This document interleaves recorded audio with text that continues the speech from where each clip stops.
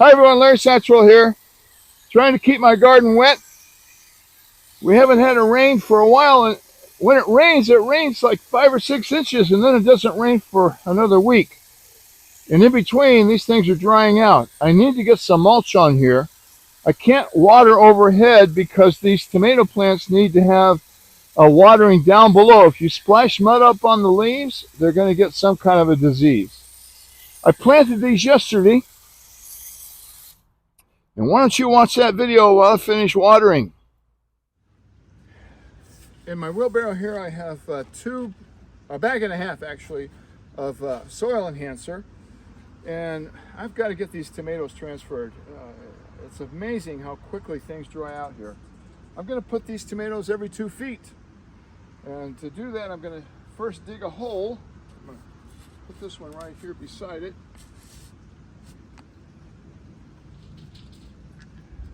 This is the dirt I bought at the sand and gravel place, and under it, should be in this shovelful, is composted horse manure. So I'm going to dig a hole a couple shovelfuls deep,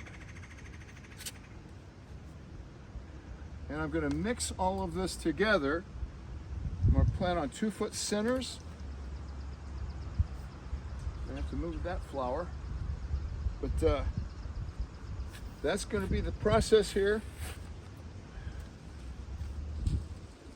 It's nice and moist under there, but it sure has dried out on the surface. I need to get some mulch in here. And for that I'll be using pine straw, oil, and that soil enhancer really well together. A lot of worms in here, that's a good thing. Get a piece of baling twine and tie it to my upright here.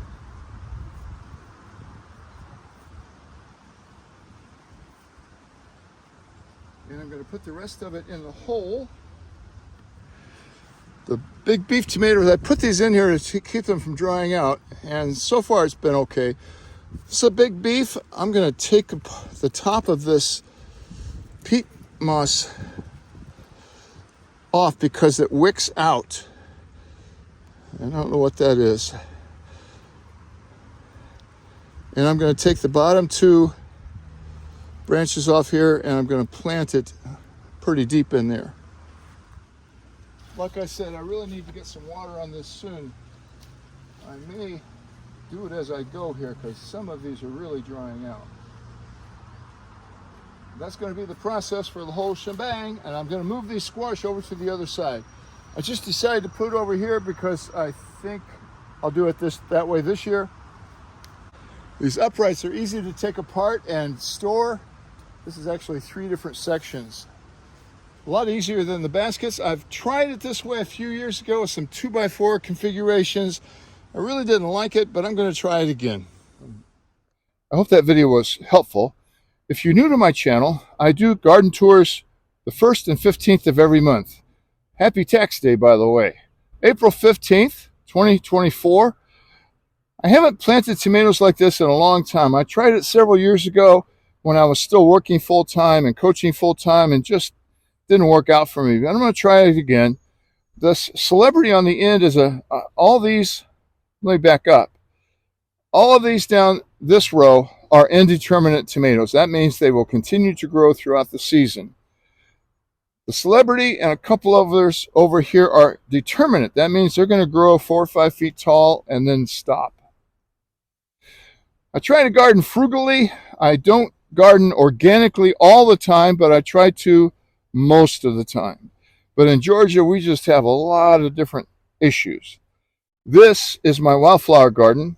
You see those packets all the time with wildflowers, some wildflowers for shade, wildflowers for hummingbirds, wildflowers for butterflies.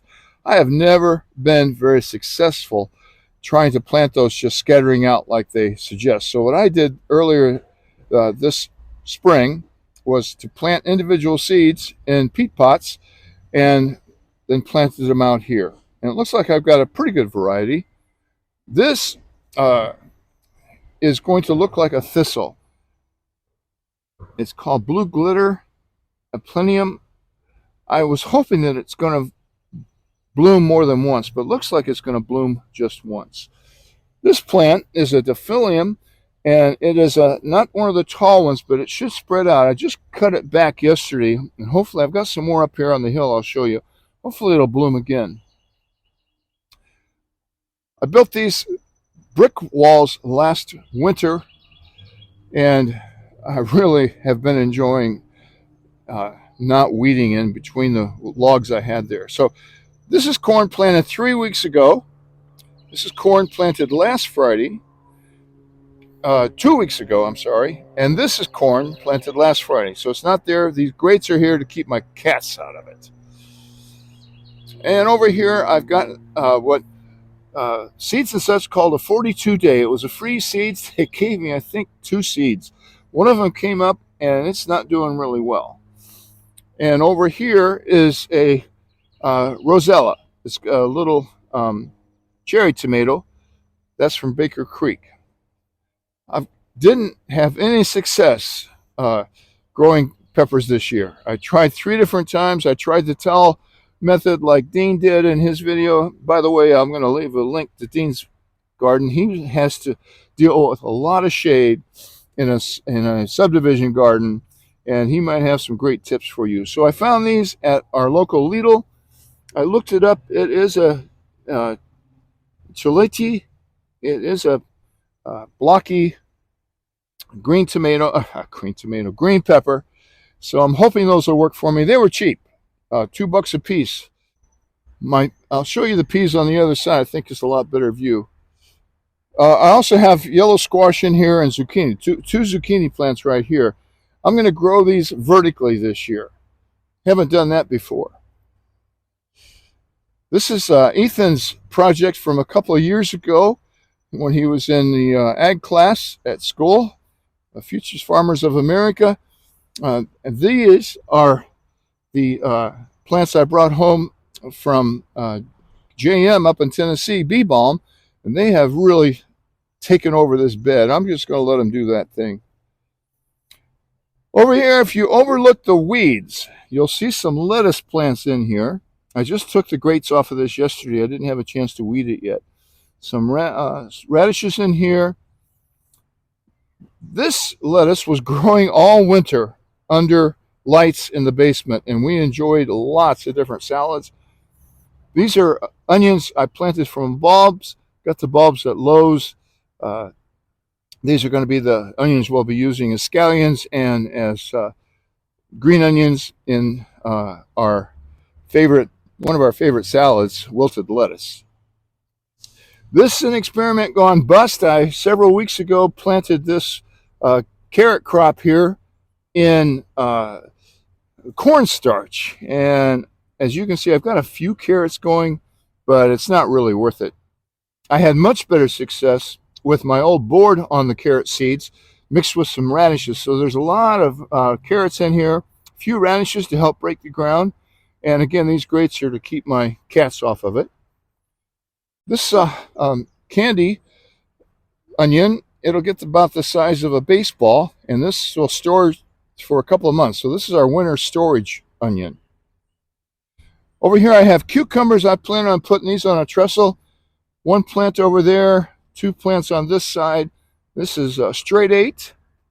Here we have yellow crookneck squash, and here we have yellow straight squash. More lettuce and carrots over here. This is a lettuce called Gabrielle. I've never planted it before, but I really like the darkness of it. So again, keep my cats out, and this lettuce will grow right up through it. Coming over here to our weedy strawberry patch, lots of blooms. There might be a few green strawberries in there. I haven't seen any. My wife tries very hard to keep this clean, but she refuses to pull trees out. So we've got several maple volunteers in here.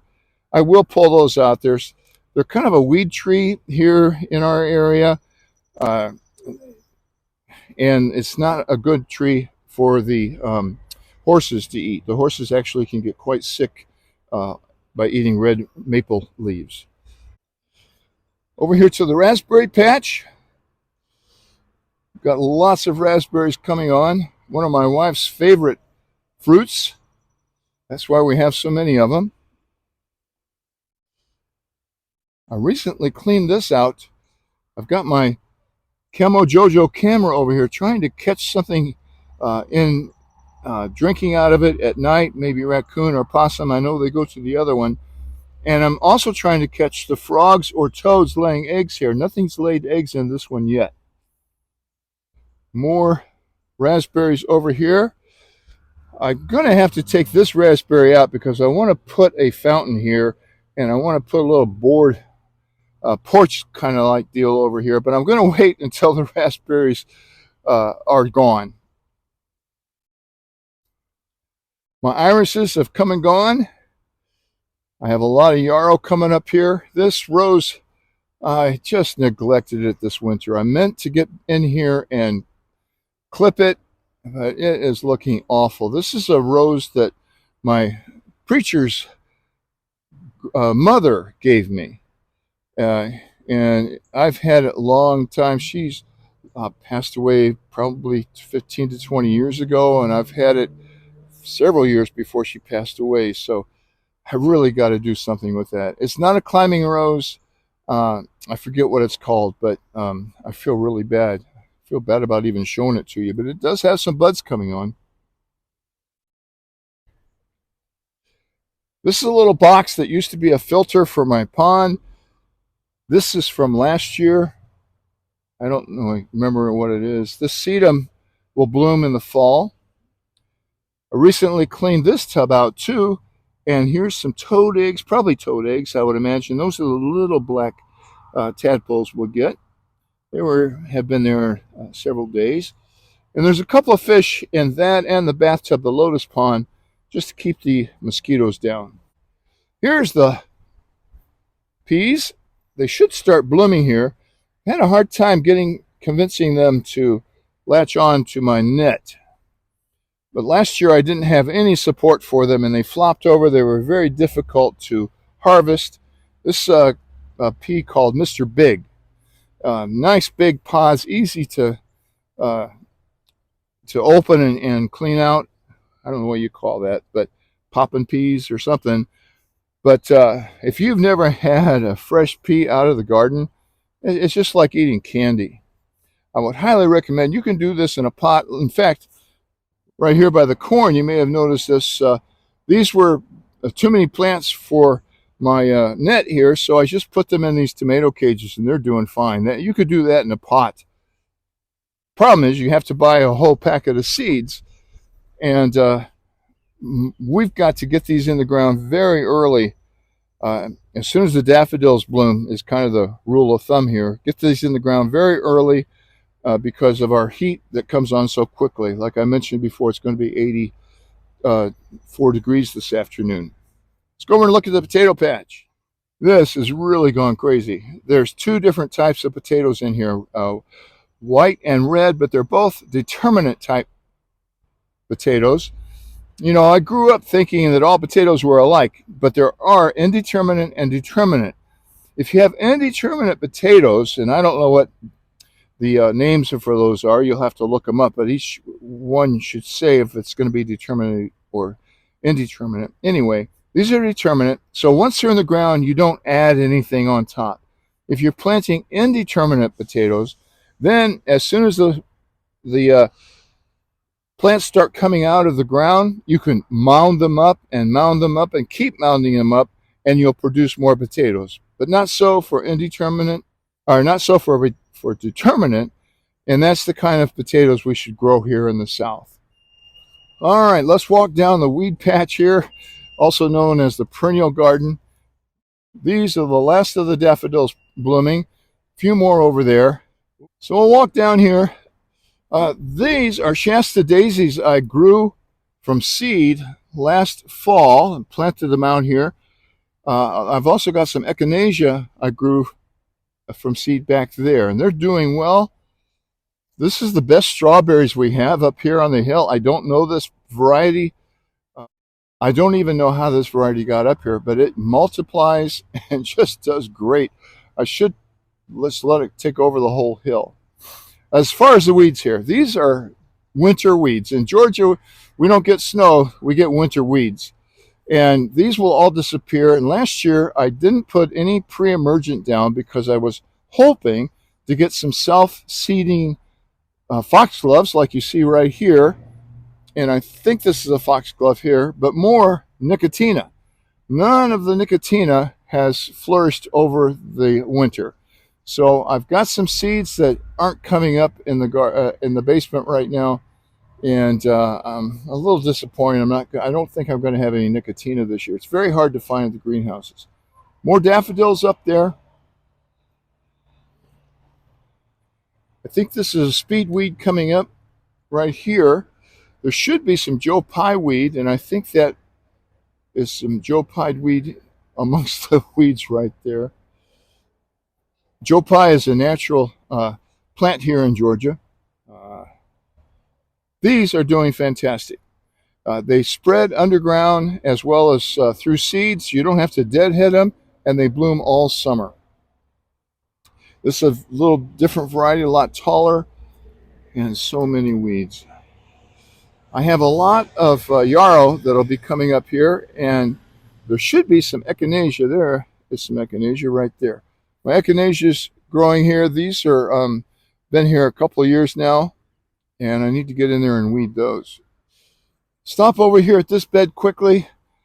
We call this thrift town here. It has come and gone. So over all the daffodils that were in there. The pond water is looking a little green and dark, so that means I've just got a little bit of an algae bloom. But the fish are still visible. I'll try to get that under control here in the next few days. I've got some chemicals from the pond guy that will help that. Stepping inside, you can see my red honeysuckle here. The hummingbirds love this, and we do have hummingbirds back. Not very many yet. I've just get a quick glance of them about every other day or so. They just haven't come in fully yet. Mexican petunia coming back. That is Major Wheeler that this honeysuckle is. I didn't think this was going to make it. I got this at Tractor Supply. It's called a hummingbird vine, and it finally came out. I thought I was going to have to go back and argue with them for my money back, but I didn't.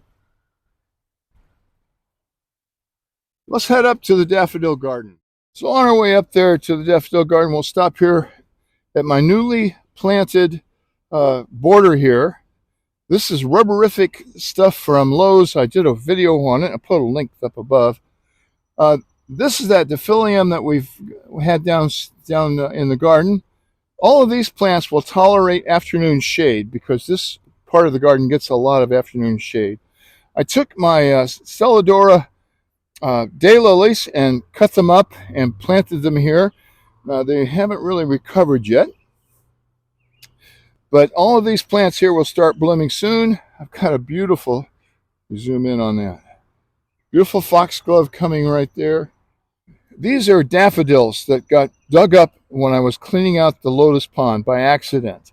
So they probably won't bloom next year, but after that they should come back nicely. This is speedweed down here. This will tolerate a lot more sun. And this part I haven't planted yet. Planting is so expensive if you buy the plants. I'm going to take some of those flowers I showed you a few minutes ago down there. I've also got my tripod here looking for hummingbirds. I've also got all of this black-eyed Susans coming up, and they tolerate full sun too. I've got to spray those with fungicide pretty soon, and the earlier you catch it, the better. But all of this gets this early morning shade from the house, but then it's in full sun for about 6 to 8 hours. Probably not 8 hours, Larry. At least 6 hours a day. These two plants I bought on sale at Walmart last year. My gladiolus are coming up, and our split-leaf dragon red maple is just looking fantastic. It's been here probably 9 to 10 years now. Started off in a 5-gallon pot.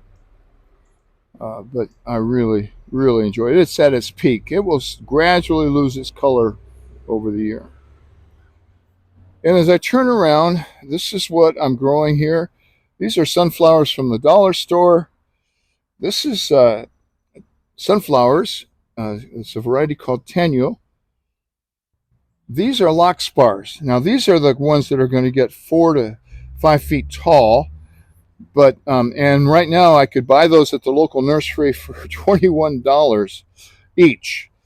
So I think this might be a dollar store buy, the larkspur here, but you've got to have a place for them.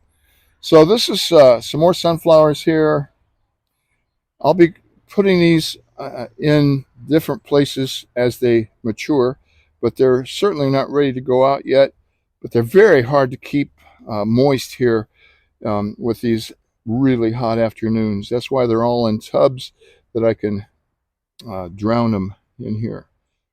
This is the white azalea. I think I mentioned it in a video previous. It's really, really just thrives in this corner of the house.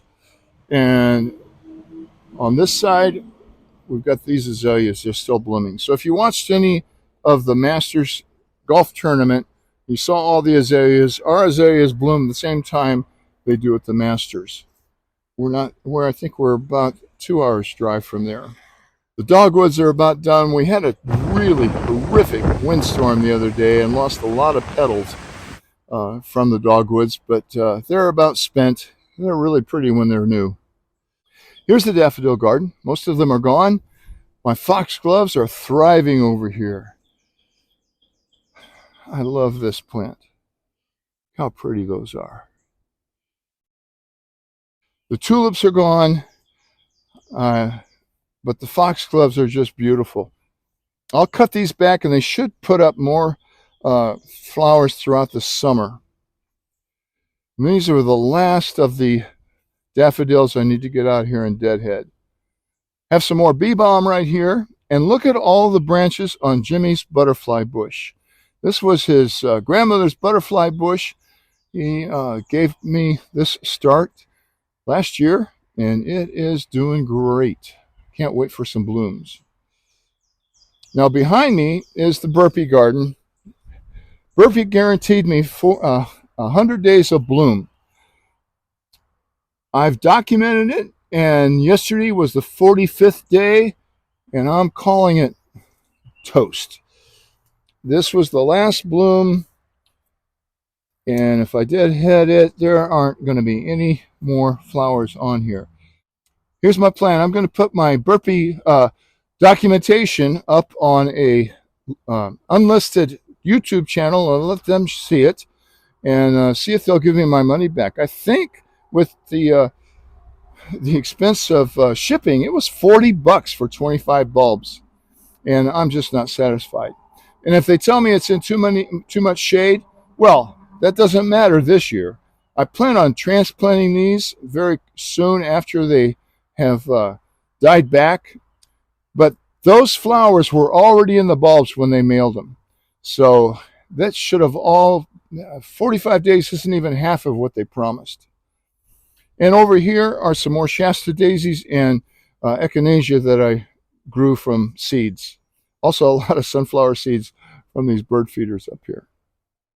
This is the lasagna pots, the daffodil lasagnas. They have come and gone too. I'm going to wait till they die back, and then I'll plant them over there in that new border, plant the bulbs there. And if they come back, they come back. And if they don't, I didn't lose a lot. These were on sale at Lowe's at half price. So, and last but not least, this is my rustic planter I built a few weeks ago. It's hard to keep watered, but it is beautiful back here on the picnic table. This is one of my favorite spots. This is where I bird watch. I haven't put the suet cakes back yet this morning because the squirrels get them, but it looks like we're completely out of food back here. So we'll get those feeders filled up and I can watch the birds again. So that's it. That's all. Thanks for watching. I hope you've enjoyed this tour and come back. See you next time.